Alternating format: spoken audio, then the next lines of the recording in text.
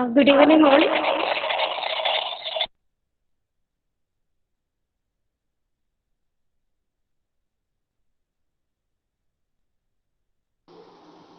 Good evening. Good evening, all. Welcome back to our new session of GetNet TDP, organized by Law and Justice Research Foundation (LJRF) in association with lawexams.co.in. As you all know that it is very important to score both paper 1 and 2 to get a good mark or percentile in UGC NET examination. And we all are familiar with topics of paper 2 because it's our opted subject. But paper 1 seems to be a nightmare for all of us, or at least many of us. So if you go through YouTube videos on PYQs or previous year questions, you could see that there are many tips and tricks for solving paper 1 questions. And now we all are lucky to have Mrs. Sinya Sheshi as a resource person for today's class for making us to know more about mathematical reasoning and aptitude. So without much delay, I would like to welcome Sinya Sheshi for taking the class. Over to you, Sheshi. Thank you, Jamal. Am I audible? Yes, Sheshi. Thank you very much. Good evening, all. Today we are going to discuss about mathematical reasoning and aptitude. First of all, what is reasoning?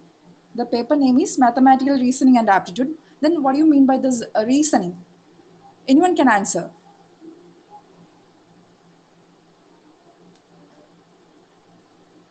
Okay. Reasoning is a way of assessment of the thinking ability and solving the problem in a logical pattern. Okay. Reasoning is the way of assessment of the thinking ability and solving the problem in a logical pattern. For example, reasoning എന്ന് പറഞ്ഞിട്ടുണ്ടെങ്കിൽ നമ്മൾ കാര്യങ്ങൾ കറക്റ്റായിട്ട് ഒരു thinking എബിലിറ്റിയോടുകൂടി ആലോചിക്കുകയും അതൊരു particular logical pattern വെച്ചിട്ട് നമ്മൾ apply ചെയ്യുമ്പോഴാണ് റീസണിങ് വരുന്നത്. ഫോർ എക്സാമ്പിൾ, സപ്പോസ് നമുക്ക് ഡേ ടു ഡേ ലൈഫിൽ തന്നെ നമുക്ക് വരുന്ന ഇഷ്യൂസ് നമ്മൾ അനലൈസ് ചെയ്യാം, അതുപോലുള്ള കാര്യങ്ങൾക്ക് നമുക്ക് അനലൈസ് ചെയ്യാം. ബട്ട് ഓരോ വ്യക്തിക്കും ഓരോരോ ഇഷ്യൂസ് ആയിരിക്കും ഉണ്ടാവുക. Person to person their issues can be different, then their applying pattern will be also different. But when it comes to reasoning, reasoning will have a universal application. See, the reasoning must have a universal application. For example, 2 plus 2 is equal to 4. 2 plus 2 is equal to 4. That means whether I am calculating 2 plus 2 or you are calculating 2 plus 2, whoever it may be, then 2 plus 2 will be equal to 4. Okay, നമ്മളിപ്പോൾ ആരാണെങ്കിലും 2 plus 2 എടുത്ത് നോക്കിയിട്ടുണ്ടെങ്കിൽ നമുക്ക് 4 എന്ന് പറയുന്ന ഒരു answer കിട്ടും. Reasoning ആണ് അത്, ലോജിക്കലായിട്ട് നമ്മൾ അപ്ലൈ ചെയ്യുന്ന ഒരു particular way. Each and every person will have their own particular logic, but the result will be same when it comes to you are applying reasoning. Reasoning apply ചെയ്യുന്ന സമയത്ത് നിങ്ങളുടെ logic different ആണെങ്കിൽ പോലും നമ്മുടെ end result എന്ന് പറയുന്നത് same ആയിരിക്കും എല്ലായ്പ്പോഴും. Okay, for example 2 plus 2. I have added 3, 2 now, and the result will be 6. At the same time, you can multiply the same 3 into 2, which is also equal to 6. See, it's up to you which logic you have to apply at the in the present context. ആ present കോണ്ടെക്സ്റ്റിൽ നിങ്ങൾ ഏത് തരത്തിലുള്ള logic apply ചെയ്യണം എന്നുള്ളത് it's up to you. Okay, reasoning എന്ന് പറയുമ്പോൾ നമ്മൾ റീസണിംഗ് അപ്ലൈ ചെയ്യുമ്പോൾ നമുക്ക് യൂണിവേഴ്സൽ ആയിട്ടുള്ള ഒരു പ്രിൻസിപ്പിൾ ആയിരിക്കും, യൂണിവേഴ്സൽ ആയിട്ടുള്ള ഒരു റിസൾട്ട് മാത്രമേ നമുക്ക് അതിന് കിട്ടുന്നുണ്ടാവുള്ളൂ. Types of reasoning. There are 2 kinds of reasoning. First one is verbal reasoning and the second one is non-verbal reasoning. Verbal reasoning, like its name, which uses words for reasoning using concept formed in words. Verbal reasoning does reveal how well you can analyze written information. How well you can analyze a written information. For example, there are certain series completion, analogies, and that means comparison between 2 things, classification, coding, decoding, everything comes under the verbal reasoning. Okay, verbal reasoning എന്ന് പറഞ്ഞിട്ടുണ്ടെങ്കിൽ നമുക്കിപ്പോൾ written ആയിട്ടുള്ള ഒരു കാര്യം നമ്മൾ ഏതൊക്കെ രീതിയിൽ നമ്മൾ ആ റിട്ടൺ ആയിട്ടുള്ള ഒരു കാര്യം ഏതൊക്കെ രീതിയിൽ നമ്മൾ കമ്പയർ ചെയ്യുന്നു, അല്ലെങ്കിൽ നമ്മൾ ഏത് രീതിയിൽ അത് സെറ്റ് ചെയ്യുന്നു, അതുമായി ബന്ധപ്പെട്ടിട്ട് നമ്മൾ ഏത് രീതിയിലാണ് അത് ഇന്റർപ്രറ്റ് ചെയ്യുന്നത്, ആ രീതികളിൽ കാര്യങ്ങൾ ചെയ്യുന്നതിനാണ് നമ്മൾ ഈ വെർബൽ റീസണിംഗ് എന്ന് പറയുന്നത്. Because written something is written in there. Verbal ability to perceive and process numbers and information given in tabular graphic format. ഈ തന്നിരിക്കുന്ന നമ്പേഴ്സ് അതല്ലെങ്കിൽ ഏതെങ്കിലും തരത്തിലുള്ള ഇൻഫർമേഷൻസ് നമ്മൾ പെർട്ടിക്കുലർ ആയിട്ടുള്ള ഒരു ടാബുലേഷൻ വഴിയോ അതല്ലെങ്കിൽ വേറെ ഏതെങ്കിലും ഗ്രാഫിക്കൽ ഫോമാറ്റ് വഴിയോ അല്ലെങ്കിൽ വേറെ ഏതെങ്കിലും മെത്തേഡ്സ് വഴിയോ ഇപ്പോൾ ഓപ്പറേഷൻസ് പ്ലസ് ഓർ മൈനസ് ഇതുപോലെ ഏതെങ്കിലും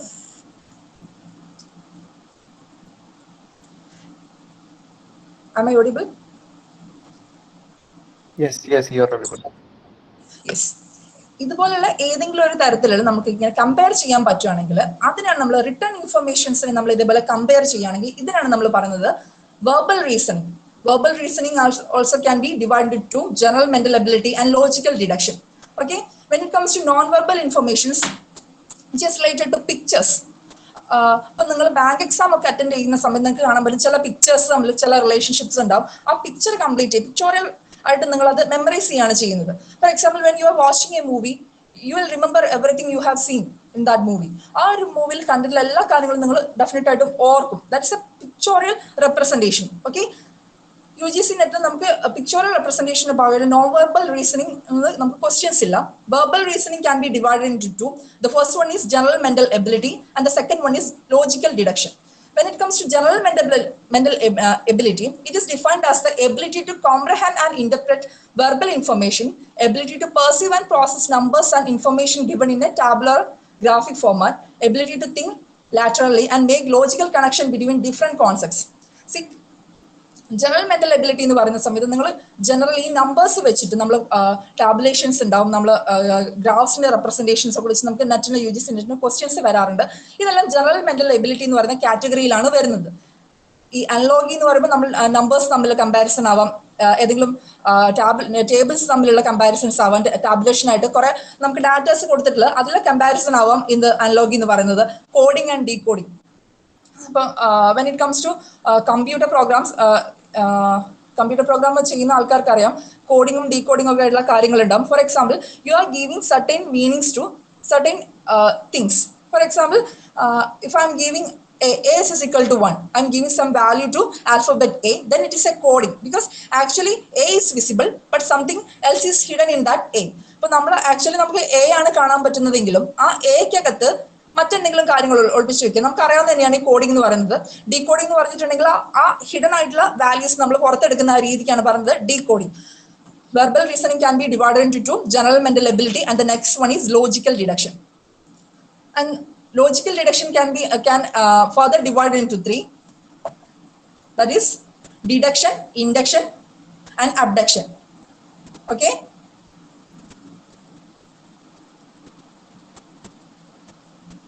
Deduction means you are starting with a general statement and then you will enter into that general principle you will apply into a particular solution. See. For example, all men are mortal. Harold is a man, therefore Harold is mortal. ഒരു general principle നമ്മൾ apply ചെയ്തിട്ട് അതിൽ നിന്ന് ഒരു particular സിറ്റുവേഷനിലേക്ക് നമ്മൾ അത് apply ചെയ്യാണ്. അതിനുശേഷം നമ്മൾ ഒരു കൺക്ലൂഷനിലേക്ക് എത്തിച്ചേരുകയാണ് ചെയ്യുന്നത്. For example all men are mortal. എല്ലാ ജെൻസും എന്താണ് മോർട്ടൽ ആണ്. Harold is a man. Harold എന്ന് പറയുന്ന ആളൊരു മെൻ ആണ്. Then Harold is mortal. ആ രീതിക്ക് നമ്മൾ ജനറൽ ആയിട്ടൊരു കാര്യം വെച്ചിട്ട് അതിലെ പ്രിൻസിപ്പിൾസ് അപ്ലൈ ആണ് ചെയ്യുന്നത്. ഓക്കെ, ഫോർ എക്സാമ്പിൾ അപ്പൊ സയൻസിലൊക്കെ നമ്മൾ ഒരു ഗിവൺ ഇക്വേഷനിൽ നമ്മൾ വാല്യൂസ് കൊടുത്തിട്ട് നമ്മൾ അതിന്റെ റിസൾട്ട് കാണാറുണ്ട്. അതിനെ നമ്മൾ ഈ ലോജിക്കൽ ഡിഡക്ഷൻ വെച്ചിട്ടാണ് ചെയ്യുന്നത്. അത് ഇൻഡക്ഷൻ എന്ന് പറയുമ്പോൾ നമ്മളിപ്പോൾ സർട്ടൻ വാല്യൂസ് ഒക്കെ എടുത്തിട്ട് കുറെ ഡാറ്റാസ് കളക്ട് ചെയ്ത് നിങ്ങളൊരു എന്തില് you are reaching in a conclusion. Okay, but it need not be always conclusion need not be always true. ആ കൺക്ലൂഷൻ എല്ലായ്പ്പോഴും എന്തെടുക്കണമെന്നില്ല, ട്രൂ ആയിരിക്കണം എന്നില്ല. ഇൻഡക്റ്റീവ് മെത്തേഡ് പറയുമ്പോൾ ഡിഡക്റ്റീവ് മെത്തേഡ് ഞാൻ പറഞ്ഞു ജനറൽ ടു പെർട്ടിക്കുലർ. ജനറൽ ആയിട്ടൊരു പ്രിൻസിപ്പിൾ വരുന്നു, നമ്മളത് സിറ്റുവേഷനിലേക്ക് അപ്ലൈ ചെയ്യുന്നു, ഒരു പെർട്ടിക്കുലർ ആയിട്ടുള്ള ഒരു കൺക്ലൂഷനിൽ എത്തിച്ചേരുന്നു. When it comes to inductive reasoning particular to general. Particular situations എടുക്കുന്നു, ക്ലബ് ചെയ്യുന്നു, നമ്മൾ ജനറൽ ആയിട്ടുള്ളൊരു കൺക്ലൂഷനിലേക്ക് എത്തിച്ചേരുന്നു. And in inductive reasoning it need not be true always. For example, the conclusion need not be true always. For example, usually Ram is a grandfather. He is bald and all grandfathers are bald. മനസ്സിലായോ? എന്ന് വെച്ചാൽ inductive എന്ന് പറഞ്ഞാൽ നമ്മൾ ഒരു particular situation generalise ചെയ്യുമ്പോൾ എല്ലായ്പ്പോഴും അത് correct ആയിക്കൊള്ളുന്നില്ല. depending upon the place, depend upon your collection of data, your samples, the result can be changed. Okay, നമ്മളിപ്പം ആ എടുക്കുന്ന ഒരു പെർട്ടിക്കുലർ പ്ലേസ് അല്ലെങ്കിൽ നിങ്ങൾ എടുക്കുന്ന ഡാറ്റയെ ഡിപ്പെൻഡ് ചെയ്തുകൊണ്ട് അതിന്റെ റിസൾട്ട് വേരി ചെയ്യും. അങ്ങനെയാണ് ഇൻഡക്റ്റീവ് റീസണിങ്സിൽ നമുക്ക് ഒരു പെർട്ടിക്കുലർ കൺക്ലൂഷൻ എല്ലായ്പ്പോഴും ട്രൂ ആയിക്കൊള്ളണമെന്നില്ല. ഫോർ എക്സാമ്പിൾ, ഇപ്പം രാം എന്ന് പറയുന്ന ഒരാള് ഗ്രാൻഡ് ഫാദർ ആണ്, രാം ബാൾഡ് ആണ്, ഗ്രാമിന് ഈ ബാൾഡ് ആണെന്നുള്ളതിന്റെ അർത്ഥത്തിൽ നമുക്ക് കൺക്ലൂഷനിലേക്ക് എത്താണ് all grand fathers are bald. അത് കറക്റ്റ് ആവില്ലല്ലോ. ആ പെർട്ടിക്കുലർ സിറ്റുവേഷനിൽ അത് കറക്റ്റ് ആയിരിക്കും, but when you are generalising using that sample, it will be wrong. So we have already studied reasoning can be divided into two, verbal and non-verbal. Verbal, again, we can divide into two, general mental ability, and the next one is based upon arguments. Based upon arguments, it's further divided into three: inductive, deductive, and abductive. And the third one is abductive. When it comes to abductive reasoning, you have some limitations. For example, based upon the available data, you have to reach some kind of conclusion. Usually, in our day-to-day life, we are entering into these kinds of conclusions.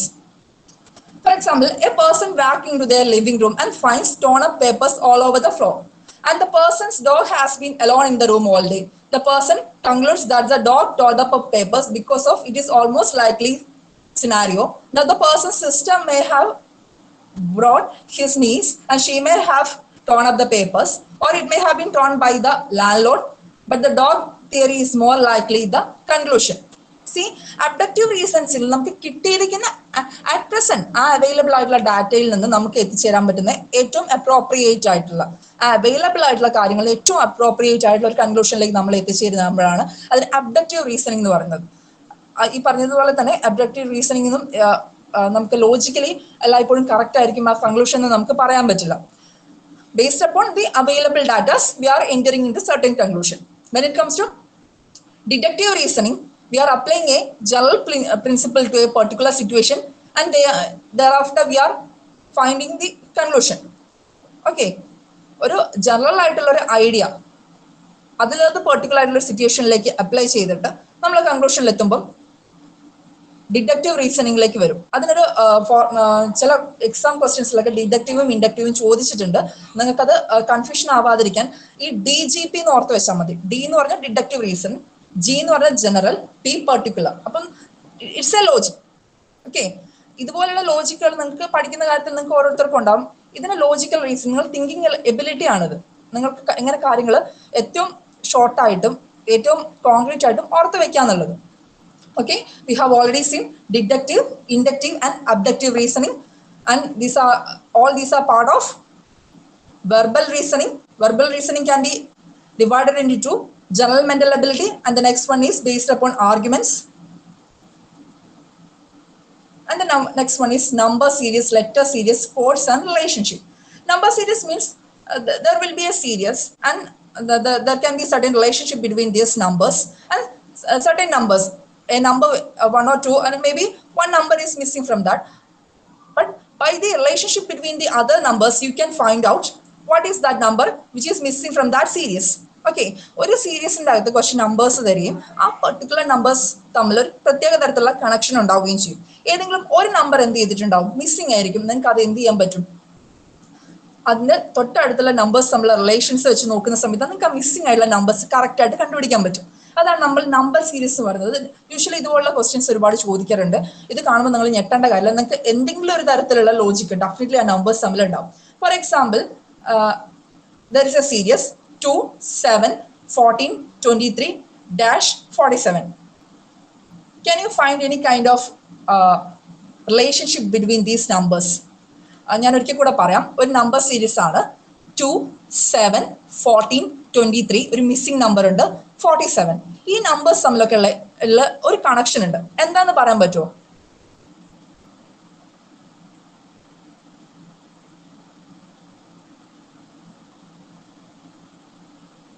Anyone?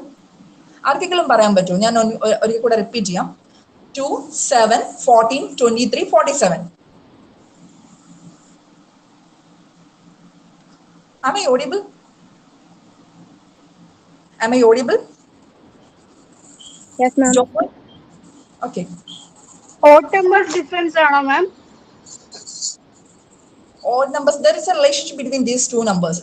So you have to find out what is a missing number. Okay, ഒരിക്കൽ കൂടി ഞാൻ numbers പറയാം. 2, 7, 14, 23, and the next number is missing, and the next one is 47.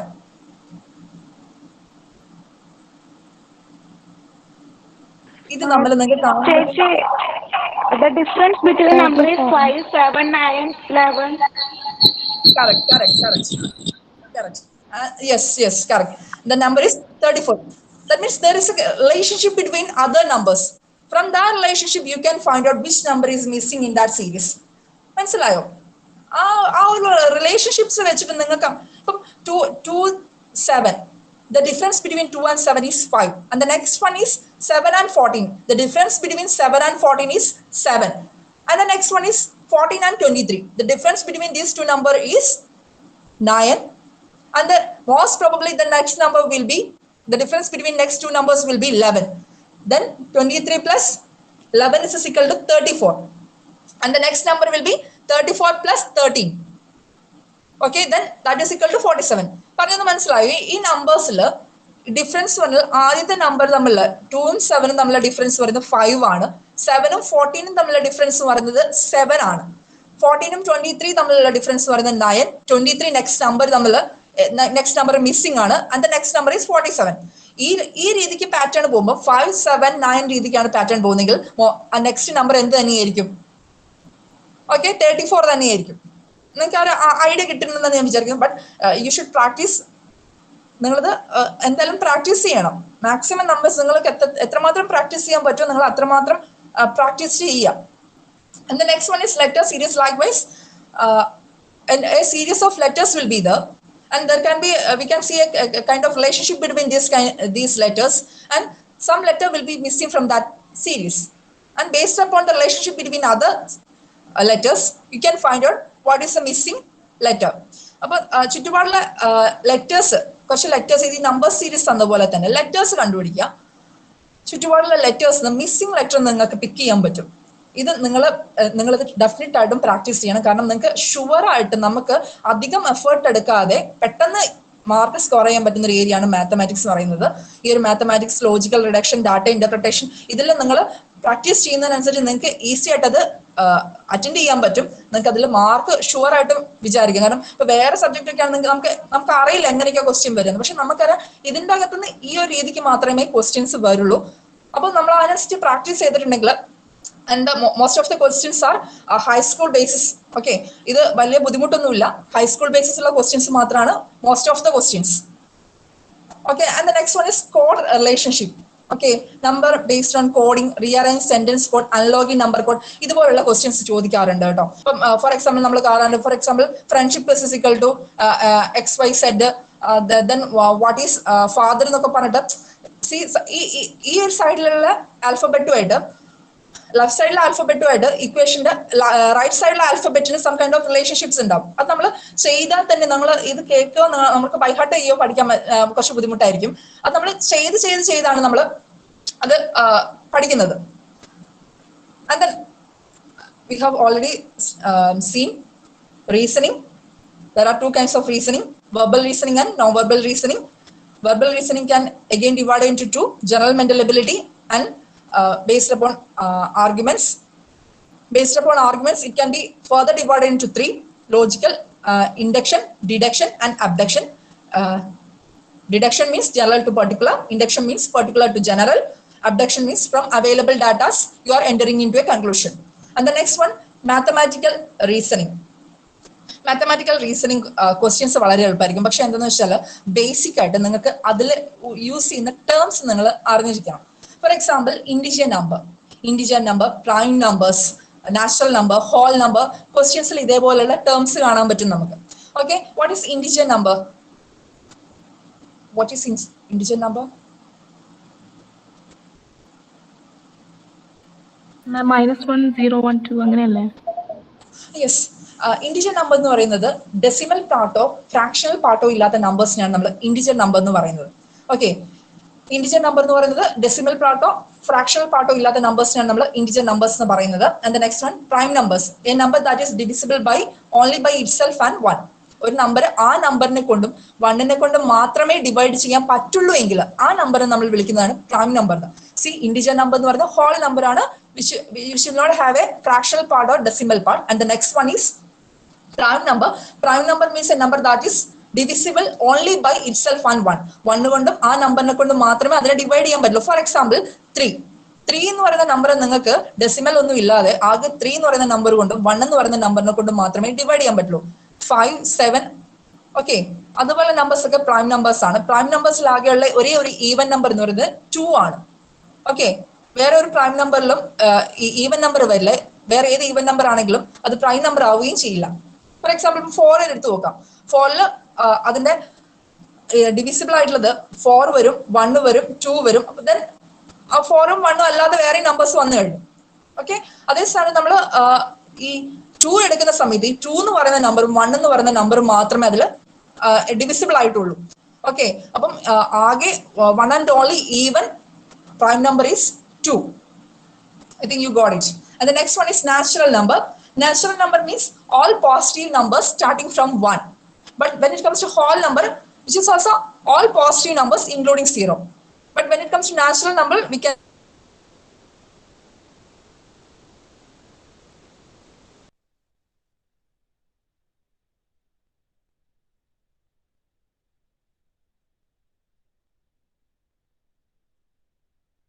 Integer number മനസ്സിലായി ഞാൻ വിചാരിക്കുന്ന അതിന് decimal ആയിട്ടുള്ള fraction ആയിട്ടുള്ള ഒന്നും ഉണ്ടാവില്ല. വെച്ചാൽ 5 എന്ന് പറയുന്നത് ഒരു ഇന്റിജർ നമ്പർ ആണ്. 5.5 ഇന്റിജർ നമ്പർ അല്ല.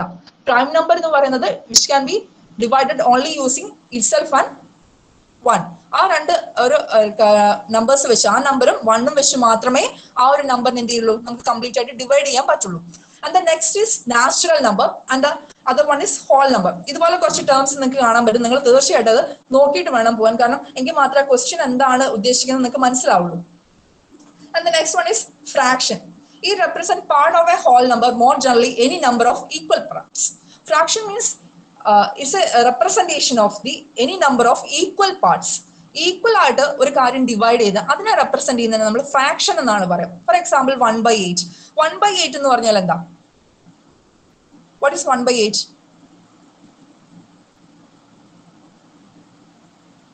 Anyone can answer?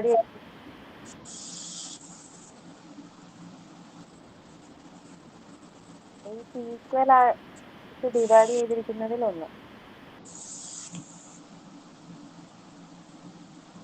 Okay. See, there is something and which is equally divided as 8 part and 1 of such part. ഒരു സാധനം ഉണ്ട്, എന്തോ ആവട്ടെ, അത് 8 ആയിട്ട് ഡിവൈഡ് ചെയ്തു. അതിലെ 1 പാർട്ടാണ് 1/8 എന്ന് പറഞ്ഞാൽ. 1/4 എന്ന് പറഞ്ഞാൽ 4 parts. Something is divided equally as 4 part and 1 of such part. ഒരു കാര്യം 4 ആയിട്ട് തുല്യമായിട്ട് നമ്മളിപ്പം ആപ്പിള് ഈക്വലി ആയിട്ട് ഡിവൈഡ് ചെയ്യാം. 1/2 കംപ്ലീറ്റ് ആയിട്ടുള്ള ഒന്നതിന്റെ അതിൽ എത്ര പോർഷൻ എന്നാണ് പറയുന്നത്, എത്ര ഈക്വൽ ആയിട്ട് കട്ട് ചെയ്തിട്ട് അതിലുള്ള ഒരു പോർഷൻ എന്നാണ് ഈ ഫ്രാക്ഷനെ കൊണ്ട് ഉദ്ദേശിക്കുന്നത്. And the next one is time and speed. നമുക്കത് അവസാനം പറയാം. And the next one is ratio. Ratio means the relationship between two amounts showing the number of times one value contained within the other. Which shows a relationship between two numbers.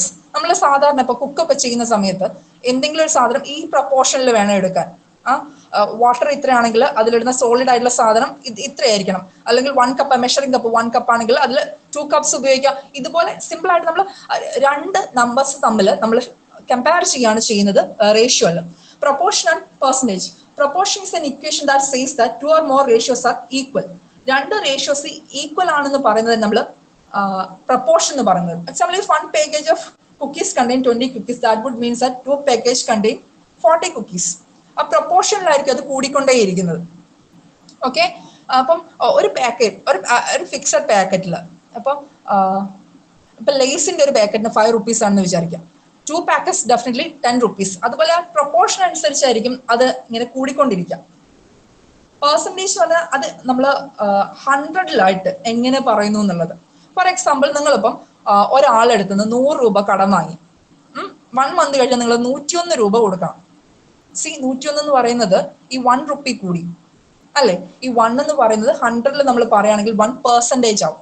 Then ആള് interest ആയിട്ട് നിങ്ങളുടെ അടുത്ത് നിന്ന് വാങ്ങിച്ച പൈസ എന്ന് പറയുന്നത് 1% ആയിരിക്കും. ഓക്കെ, നമ്മൾ ഒരു 1/100 എന്നുള്ള രീതിയിൽ പറയുന്നതിനാണ് നമ്മൾ ആ പെർസെന്റേജ് എന്ന് പറയുന്നത്. എത്ര കൂടി 1/100. ഇപ്പം 101 1 രൂപ കൂടി, അപ്പൊ 1/100 എന്ന് പറഞ്ഞാൽ എത്ര ഉണ്ടാവും? 1% ഉണ്ടാവും. ഓക്കെ,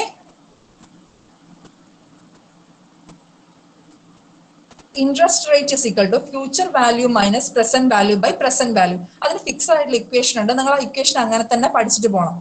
ഓക്കെ, കാരണം എങ്കിൽ മാത്രമേ നിങ്ങൾക്ക് ആ സ്പീഡിൽ ആ ക്വസ്റ്റ്യൻസ് അറ്റൻഡ് ചെയ്യാൻ പറ്റുള്ളൂ. നിങ്ങൾക്ക് ഫസ്റ്റ് പേപ്പറിന് ടോട്ടൽ എത്ര സമയം ഉണ്ടാവും?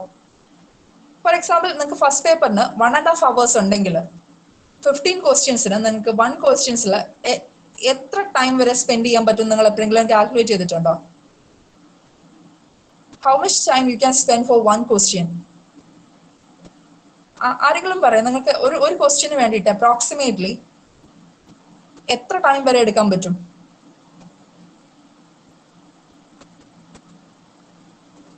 ഫിഫ്റ്റി ക്വസ്റ്റ്യൻസും 90 മിനിറ്റ്സും ആണ്. 1.5 hour എന്ന് പറഞ്ഞാൽ 90 മിനിറ്റ്സ് ആണ് വരും. അപ്രോക്സിമേറ്റ്ലി 100 മിനിറ്റ്സ് എന്ന് കൂട്ടുക.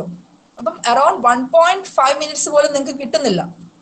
ഓക്കെ, 1.5 മിനിറ്റ് പോലും നിങ്ങൾക്ക് ഒരു ക്വസ്റ്റ്യൻ അറ്റൻഡ് ചെയ്യാൻ നിങ്ങൾക്ക് പറ്റില്ല. അതുകൊണ്ട് നിങ്ങൾ ഇത് നേരത്തെ പഠിച്ചിട്ട് പോകുന്നുണ്ടെങ്കിൽ നിങ്ങൾക്ക് ഡയറക്റ്റ് പെട്ടെന്ന് അപ്ലൈ ചെയ്യാൻ പറ്റും. ഒരുപാട് അവിടെ നിന്ന് ആലോചിക്കേണ്ട കാര്യമില്ല.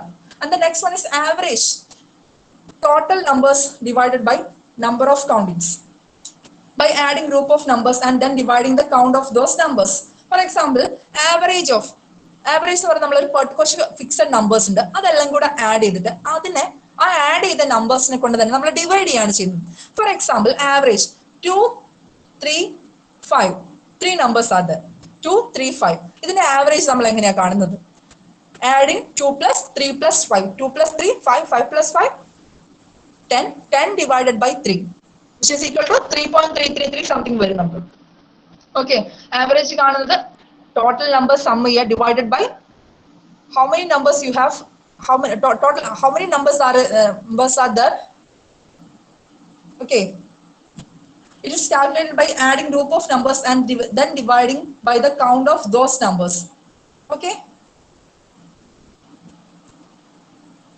average of 2, 3, 3, 5, 7 and 10 is ഞാൻ പറയുന്ന നമ്പേഴ്സ് നിങ്ങൾക്ക് പെട്ടെന്ന് അത് ഡിവൈഡ് ചെയ്യാൻ പറ്റുന്നുണ്ടോ എന്ന് നോക്കണേ.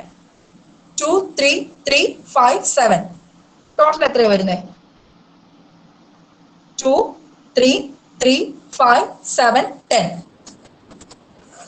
Total 6 numbers. 2 plus 3 is equal to 5. 5 plus 5, 10, 13, total 30. 30 divided by 6. There are totally 6 numbers are there. 30 divided by 6 is equal to 5. നിങ്ങൾ അത് മാക്സിമം അത്രയും ക്വസ്റ്റ്യൻസ് ചെയ്യണം കേട്ടോ. ഈസി ആയിട്ട് നിങ്ങൾക്ക് സ്കോർ ചെയ്യാൻ പറ്റുന്ന ഒരു ഏരിയ ആണ്. And the next one is profit and correct. Amruja Jayan answered correctly. And the next thing is speed, time and speed. Speed. What do you mean by speed? Anyone can answer. What do you mean by speed?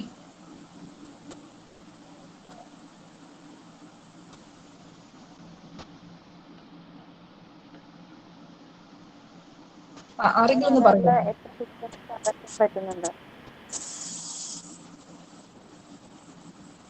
Distance by time. That means distance covered in that time. The distance covered in a particular time is called speed. നമ്മൾ speed എന്ന് പറയുന്നത് ഒരു particular ടൈമിൽ നമ്മൾ cover ചെയ്യുന്ന ആ ഒരു ഡിസ്റ്റൻസിനെയാണ് നമ്മൾ സ്പീഡ് എന്ന് പറയുന്നത്. ഇപ്പം നമ്മൾ ചില വെഹിക്കിൾസിന്റെ ആ ഒരു ഇതിലൊക്കെ കാണാൻ പറ്റും 35 km/h എന്നൊക്കെ പറയുന്നത്.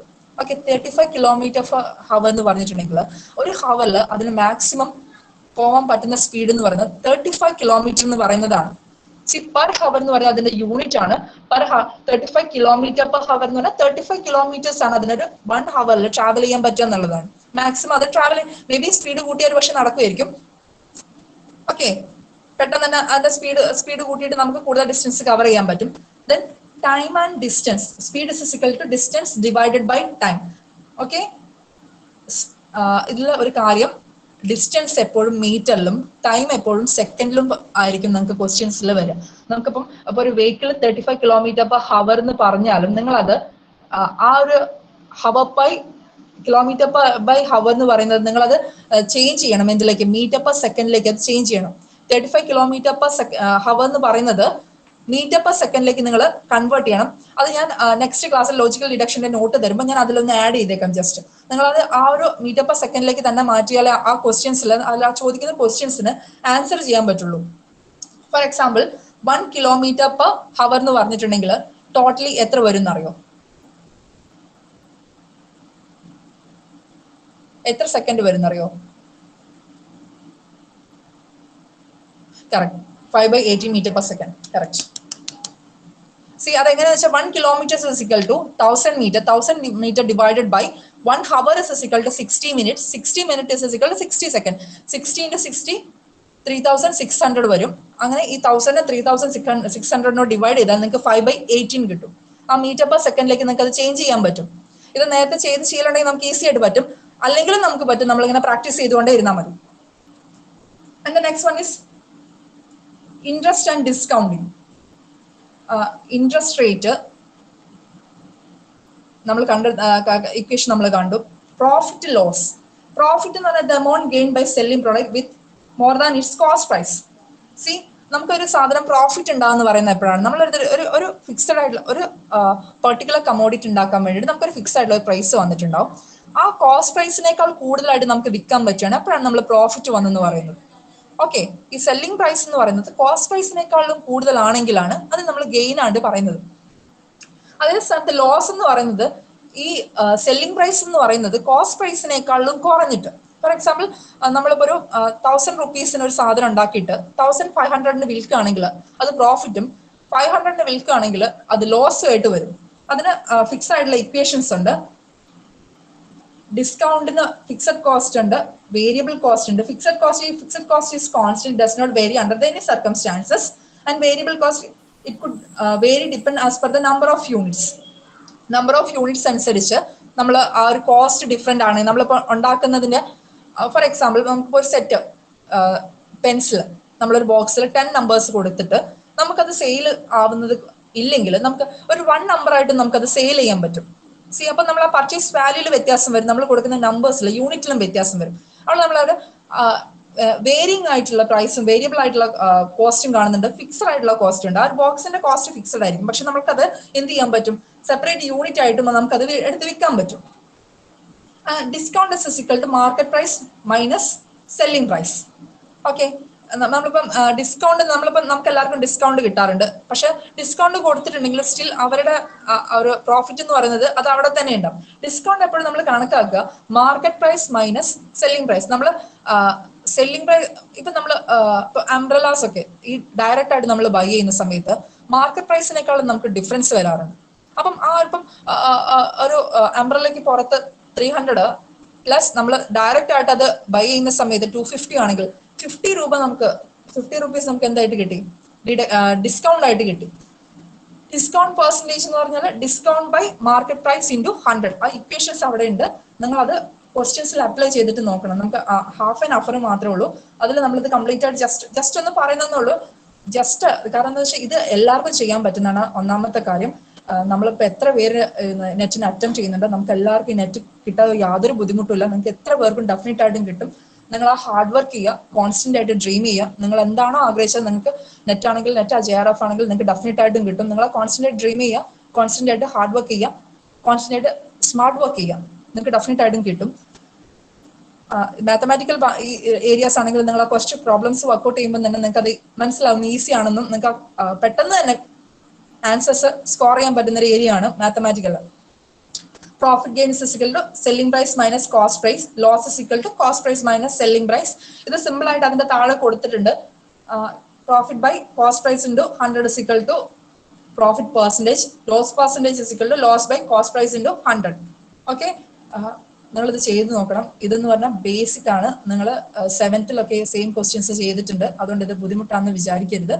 ലോ ഒഴികെ ബാക്കി എല്ലാ നമ്മൾ ബ്രാഞ്ചസ് എടുത്തു നോക്കിയിട്ടുണ്ടെങ്കിൽ, സയൻസ് അല്ല ഞാൻ പറയുന്നത്, സോഷ്യൽ സയൻസ് ബ്രാഞ്ചസ് എടുത്തു നോക്കിയിട്ടുണ്ടെങ്കിൽ നമുക്ക് അവരൊക്കെ ഫസ്റ്റ് പേപ്പറിൽ ഒരുപാട് സ്കോർ ചെയ്യുന്നത് കാണാൻ പറ്റും. അപ്പം ഹാർഡ് വർക്ക് ചെയ്തിട്ടുണ്ടെങ്കിൽ നമുക്കും അത് നടക്കുന്ന കാര്യം മാത്രമേ ഉള്ളൂ.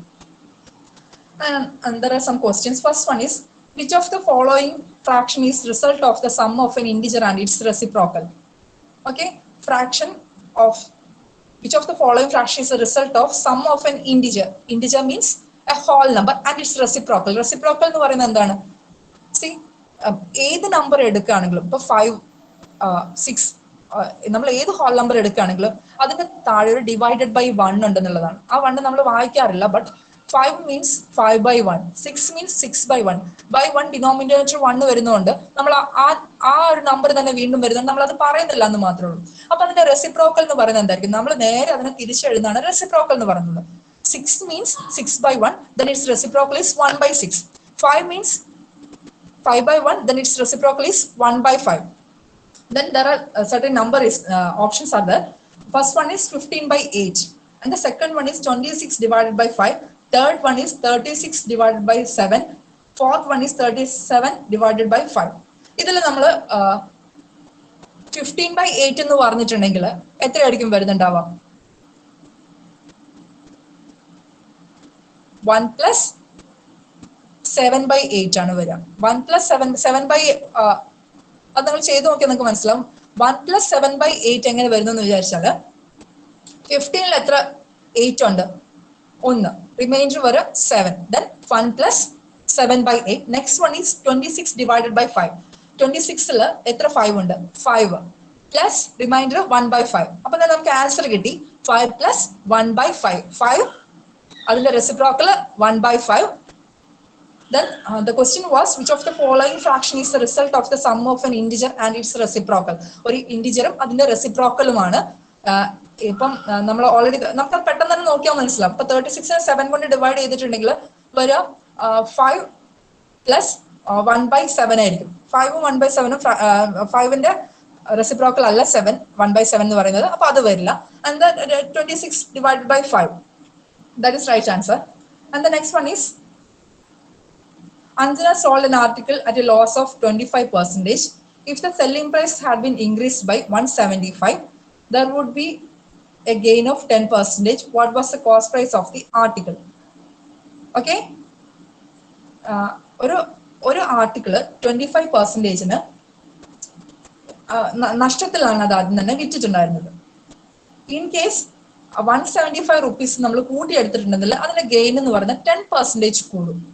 Okay, selling price is equal to, അവിടെ ഒരു ഇക്വേഷൻ ഉണ്ട്, 100 minus loss divided by 100 into cost price. അത് നമ്മൾ ചെയ്യുന്ന സമയത്ത് നമുക്ക് 3/4 എന്ന് ആൻസർ വരും. 3/4 എന്ന് പറയുന്നതാണ് നമ്മളെ സെല്ലിംഗ് പ്രൈസ് വരുന്നത്. അതിനോട് 175 ആഡ് ചെയ്യുന്ന സമയത്ത് നമുക്ക് എന്ത് കിട്ടും? ഒരു സർട്ടൻ പെർസെൻറ്റേജ് 10% എന്ത് ചെയ്യുന്നുണ്ട്? ആഡ് ചെയ്യുന്നുണ്ട്. ഓക്കെ, അപ്പൊ നമ്മൾ ഇത് ഇക്വേഷനിൽ പുട്ട് ചെയ്ത് കൊടുത്തിട്ടുണ്ടെങ്കിൽ 100 plus g by 100 into x is equal to 500 എന്ന് നമുക്ക് ആൻസർ കിട്ടും.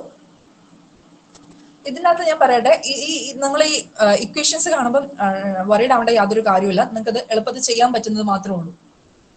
ഓക്കെ, നിങ്ങൾ ജസ്റ്റ് ആ വാല്യൂസ് എൻ്റർ ചെയ്ത് കൊടുത്താൽ മാത്രം മതി. And the next question is based upon some statements. The proposition is no red is black is equivalent to which of the following proposition? No red is black, that is our proposition. There are certain propositions are also given below. No black is red, all red are black, some red are not black, red is not black. ഇതിൽ ഏത് proposition ആണ് ആദ്യം പറഞ്ഞതുമായിട്ട് ഏറ്റവും അധികം match ചെയ്യുന്നത്? Proposition എന്താണ്? No red is black. അത് നിങ്ങൾ ജസ്റ്റ് ഒന്ന് ലോജിക്ക് വെച്ച് ആലോചിച്ച് നോക്കിയാൽ മതി. നോ റെഡ് ഈസ് ബ്ലാക്ക്, അപ്പം ബ്ലാക്കും റെഡും നോട്ട് ഈക്വൽ എന്നുള്ള സൈൻ കൊടുത്ത് നിങ്ങൾ ജസ്റ്റ് ഒന്ന് ആലോചിച്ച് നോക്കിയാൽ അപ്പം no black is red, most probably അത് കറക്റ്റ് ആണ്. And next one all red are black, അത് കറക്റ്റ് അല്ല, കാരണം നോ റെഡ് ഈസ് ബ്ലാക്ക് നമ്മൾ ഓൾറെഡി പറഞ്ഞു കഴിഞ്ഞു. അപ്പം ഒരു റെഡും ബ്ലാക്ക് അല്ലെങ്കിൽ പിന്നെ ബ്ലാക്ക് റെഡ് ആവുകയും ചെയ്യില്ല. And next one is some red are not black. Some red are not black എന്ന് പറഞ്ഞിട്ടുണ്ടെങ്കിൽ സം റെഡ് ആർ ബ്ലാക്ക് എന്നുള്ള അർത്ഥവും വന്നില്ലേ? ചില റെഡ് ബ്ലാക്ക് അല്ല എന്ന് പറഞ്ഞാൽ മറ്റു ചില റെഡ് ബ്ലാക്ക് ആണെന്നുള്ള അർത്ഥം വന്നു. അപ്പൊ ആ ആൻസറും വരില്ല. റെഡ് ഈസ് നോട്ട് ബ്ലാക്ക്, ആ റെഡ് എന്ന് പറയുന്നത് എന്തല്ല? ബ്ലാക്ക് അല്ല. അത് നമ്മൾ ഓൾറെഡി പറഞ്ഞു. നോ റെഡ് ഈസ് ബ്ലാക്ക് എന്ന് പറഞ്ഞു, റെഡ് ഈസ് നോട്ട് ബ്ലാക്ക് എന്നും പറഞ്ഞു. അപ്പം ഫസ്റ്റ് രണ്ട് സ്റ്റേറ്റ്മെന്റ് നോ ബ്ലാക്ക് ഈസ് റെഡും റെഡ് ഈസ് നോട്ട് ബ്ലാക്ക് എന്ന് പറഞ്ഞ് ഈ രണ്ട് പ്രൊപ്പോസിഷൻസ് ആണ് ഫസ്റ്റ് പറഞ്ഞ പ്രൊപ്പോസിഷനുമായിട്ട് മാച്ച് ചെയ്ത് നിൽക്കുന്നത്. Then option 3 1 and 4 will be the answer. And the next one, average of 35 raw score is 18 and the average of first 17 them is 14 and that of last 17 is 20. See, ഒരു 35 rose ഉണ്ട്, അതിലെ complete ആയിട്ട് നമ്മൾ എടുത്തു നോക്കിയാൽ അതിന്റെ average കാണാൻ പറ്റുക 18 ആണ്. Average of first 17 of them is 14 and that of last 17 is 20. നിങ്ങളൊന്ന് ആലോചിച്ച് നോക്കിയാൽ ജസ്റ്റ് ഈ 5 ഫിംഗേഴ്സ് എടുത്തിട്ടുണ്ടെങ്കിൽ ഈ സെന്റർ നമ്പർ ആണ് ചോദിക്കുന്നത്. 35 ഈ ഫസ്റ്റ് 14ഉം ഇവിടേക്ക് ശേഷമുള്ള 14ഉം ലാസ്റ്റ് 14 ആൻഡ് ഫസ്റ്റ് 14ന്റെ സം അവർ പറഞ്ഞ് ആവറേജ് അവർ പറയുന്നുണ്ട്. സി അപ്പൊ 17 into 20 ചെയ്തിട്ടുണ്ടെങ്കിൽ നമുക്ക് എന്ത് ചെയ്യും, ഈ ഒരു ഭാഗത്തുള്ള സമ്മ് നമുക്ക് കിട്ടും. അതുപോലെ തന്നെ 14 into 17 ചെയ്താലും ഓപ്പോസിറ്റ് സൈഡിലുള്ളതും കിട്ടും. അതുപോലെ തന്നെ 35 into 8 ചെയ്തിട്ടുണ്ടെങ്കിൽ അതിന്റെ ആൻസറും കിട്ടും. അപ്പൊ totally 35 into 80 minus 14 into 17 plus 20 into 14 എന്ന് വരും. 20 into 17 എന്ന് വരും. അപ്പം എന്ന് വെച്ചാൽ ഇത് ടോട്ടൽ 35 ഉണ്ട്. താഴെ പറഞ്ഞിരിക്കുന്ന രണ്ട് റോയിലും 17 ഉണ്ട്. ആ 17 പ്ലസ് 17 മൈനസ് ചെയ്തിട്ടുണ്ടെങ്കിൽ എന്ത് ചെയ്യും, ആ റിമൈനിങ് ആയിട്ടുള്ള find the 18th raw score. 18th raw score എന്ന് പറയുന്നത് 52 ആണ് വരിക. നിങ്ങൾ ചെയ്ത് നോക്കിയാൽ മതി. 35 റോ സ്കോർ ഈസ് 18. അപ്പൊ ടോട്ടൽ എന്ന് പറയുമ്പോൾ 35 into 18 വരും മൈനസ് ബ്രാക്കറ്റില് 14 into 17. ഫസ്റ്റ് 17 റോസിന്റെ ആവറേജ് എന്ന് പറയുന്നത് 14 ആണ് പ്ലസ് ലാസ്റ്റ് 17ന്റെ സ്കോർ എന്ന് പറയുന്നത് 20 ആണ്. Last 17 scores last 17 into 20 plus 17 into 40. Okay, 35 into 80 minus 17 into 40 plus 17 into 20. നമുക്ക് അതിന്റെ ആൻസർ കിട്ടുക 52 ആണ്. സി ഇതെന്ന് പറഞ്ഞാൽ ജസ്റ്റ് സം ആൻഡ് സബ്സ്റ്റൻസ് മാത്രമാണ്. നിങ്ങൾക്ക് പ്രോബ്ലംസ് വർക്ക്ഔട്ട് ചെയ്യുന്ന സമയത്ത് റിലേഷൻഷിപ്സ് ആണെങ്കിലും ബ്ലഡ് റിലേഷൻസ് ആണെങ്കിലും ഇതുപോലുള്ള ക്വസ്റ്റ്യൻസ് ഒക്കെ നിങ്ങൾക്ക് അത് പെട്ടെന്ന് തന്നെ ചെയ്ത് തീർക്കാൻ പറ്റും. അപ്പൊ നമ്മൾ സ്റ്റാർട്ട് ചെയ്തത് റീസണിങ്ങിലായിരുന്നു. Reasoning means the ability to think in a particular way and solving a problem in a particular pattern, and this reasoning can be divided into two, and the first one is verbal and the second one is non-verbal. Verbal can again divided into two, general mental ability, and the second one is based upon arguments. Based upon arguments it can be again divided into three. First one is deduction, second one is induction, third one is abduction, and thereafter we have seen number series, letter series, codes and decodings. Okay, EJOT formula. EJOT means E is equal to 5. If we are giving some values to alphabets numbers, for example, A is equal to 1, B is equal to 2, then EJOT means E is equal to 5, J is equal to 10,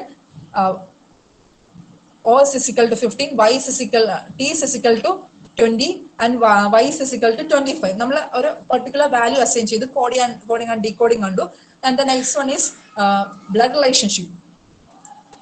blood relationships നിങ്ങൾ just imagine ചെയ്ത് നോക്കുക. നിങ്ങൾ അതുപോലെ problems definite ആയിട്ടും workout ചെയ്യുക. അതല്ലെങ്കിൽ നിങ്ങൾക്ക് അത് ചെയ്യാൻ പറ്റിയാലും ഒരുപാട് ടൈം അത് കൺസ്യൂം ചെയ്യും അതുപോലുള്ള questions. And next one was mathematical aptitude. Mathematical aptitude we have seen fractions, time and distance, ratio, proportion and percentage, interest and discounting, averages, profit and loss. There can be other head also under this mathematical aptitude. ഇതിന്റെ ഭാഗമായിട്ട് വേറെയും കാര്യങ്ങൾ വരാം. നിങ്ങളത് maximum questions work out ചെയ്ത് നോക്കുക. ഇതെന്ന് പറഞ്ഞാൽ ജസ്റ്റ് ഒരു ഐഡിയ മാത്രമാണ്. നേരത്തെ പറഞ്ഞാൽ ഇത് വളരെ എളുപ്പമാണ്. നിങ്ങൾക്കത് സുഖമായിട്ട് ചെയ്യാൻ പറ്റും. ഇൻ കേസ് നിങ്ങൾക്ക് എന്തെങ്കിലും സംശയം ഉണ്ടെങ്കിൽ, നിങ്ങൾക്ക് എന്തെങ്കിലും ക്വസ്റ്റ്യൻസ് ചെയ്യാൻ ബുദ്ധിമുട്ടുണ്ടെങ്കിൽ നിങ്ങൾക്ക് എന്നെ പേഴ്സണലി കോൺടാക്ട് ചെയ്യാം. ഞാൻ എൻ്റെ കോൺടാക്ട് ചെയ്യേണ്ട മെയിൽ ID ഞാൻ ജോംലോയിൽ കൊടുത്തേക്കാം. അപ്പം നിങ്ങൾക്ക് എന്തെങ്കിലും തരത്തിൽ ഫസ്റ്റ് പേപ്പർ പഠിക്കാൻ ബുദ്ധിമുട്ടുണ്ടെങ്കിൽ നിങ്ങൾക്ക് കോൺടാക്ട് ചെയ്യാം. ഫസ്റ്റ് പേപ്പറിൽ മാക്സിമം മാർക്ക് സ്കോർ ചെയ്യാം. നിങ്ങൾ ആദ്യമേ ഫിക്സ് ചെയ്ത് വെക്കുക. ഓരോ മിനിറ്റിലും എത്ര മാർക്ക് നിങ്ങൾക്ക് സ്കോർ ചെയ്യാൻ പറ്റുന്നു, നിങ്ങൾ എത്ര എണ്ണം സ്കോർ ചെയ്യണമെന്ന്, നിങ്ങൾക്ക് എത്ര എണ്ണം നിങ്ങൾക്ക് 50-50 ചാൻസിൽ നിങ്ങൾക്ക് അറ്റൻഡ് ചെയ്യാൻ പറ്റുന്നു. ഇങ്ങനെ നിങ്ങൾക്ക് ക്ലിയർ ആയിട്ട് ഒരു ഐഡിയോട് കൂടി തന്നെ നിങ്ങൾ എക്സാം ഹാളിലേക്ക് പോവുക. അത് തന്നെയാണ് റീസണിങ് എന്ന് പറയുന്നത്. നിങ്ങൾ ആ ഒരു എബിലിറ്റിയോട് കൂടി ആ ഒരു പെർട്ടിക്കുലർ വേയിൽ ഈ ഒരു പ്രോബ്ലംസ് എല്ലാം കൂടെ സോൾവ് ചെയ്യുന്നതിന് നിങ്ങൾ കുറച്ച് ടൈം കൂടുതലായിട്ട് എടുത്തു. Anyway, thank you and all the best. Thank you so much, Chechi. If any of you have any doubts, time kano. Okay. If you have any question, please feel free to ask.